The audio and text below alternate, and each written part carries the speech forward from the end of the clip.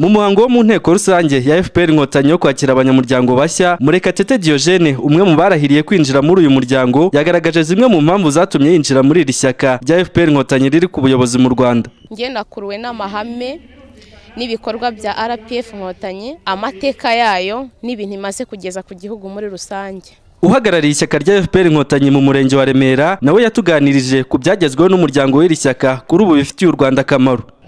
Iyo dukora iteka dushingira ku nkingi z'umuryango, hariho imiyoborere myiza. Mu miyoborere myiza mwabibonye mu kanya hari abanyamuryango bagera hafi 250 bamaze kurahira. Ibyo byose tubikesha imiyoborere myiza muri RPF Inkotanyi. Hari n'ibindi bikorwa bijyanye n'ubukungu, bijyanye n'imibereho myiza y'abaturage. Hari ibiraro twubatse yabaye indashyikirwa ku rwego rw'imiganda dukora. Hari n'iri shuri rya Nyarutarama mubona ahangaha turi. Buriya ni kimwe mu bikorwa twakoze, rifite ibyumba 12 ku buryo duteganya no kongeraho ibindi byuma muri uyu mwaka. Bimwe mu byagezweho n'umuryango wa FPR Inkotanyi harimo ishuri ryigisha umwuga w'ubukanishi bw'imodoka. Umuyobozi w'iki kigo Jacques Nshimiyimana aravuga ku by'iri shuri ryagejeje ku rubyiruko rw'u Rwanda mu rwego rwo guteza imbere ubumenyi mu bijyanye n'imyuga.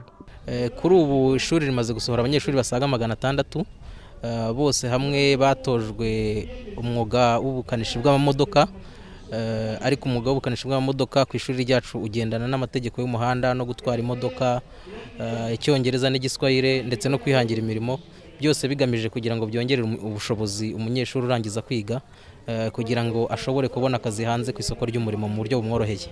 Si ibyo gusa kandi kuko nubwo hari intambwe ishyaka rya FPR Inkotanyi ryateye rishyiraho iri shuri, hakigaragara zimwe mu mbogamizi zibangamiriye iyi gahunda. Icya mbere navuga ko ari imyumvire cyane cyane ishingiye ku muco cyangwa se ku byabanjirije igihe cyabanje.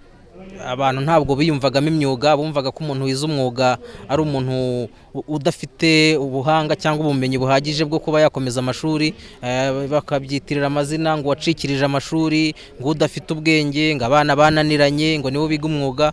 Iyo myumvire niyo mbogamizi ikomeye duhura nayo kugeza uyu munsi wa none, kuko abantu biga imyuga usanga batarahabwa agaciro kabo nk'uko bikwiye, nubwo leta yabihagurukiye yashyizemo ingufu nyinshi ndetse igashyiraho n'ikigo gishinzwe gushishikariza gukora ubukangurambaga mu banyarwanda, mu rubyiruko rw'u Rwanda, ndetse n'ibindi bikorwa byinshi bishishikariza abanyarwanda urubyiruko kwiga imyuga, ariko n'ubundi iyo mbogamizi iracyahari ntabwo irarangira. Ishyaka rya FPR Inkotanyi ryakiriye abagera kuri 242 bo mu murenge wa Remera, ubwo hagaragajwe byinshi mu byagezweho, bareba zimwe mu nzitizi zabaye mu rwego rwo kureba umuti wazo kugira ngo iri shyaka rirusheho gutera imbere. Sugira Jules, Contact TV, i Kigali.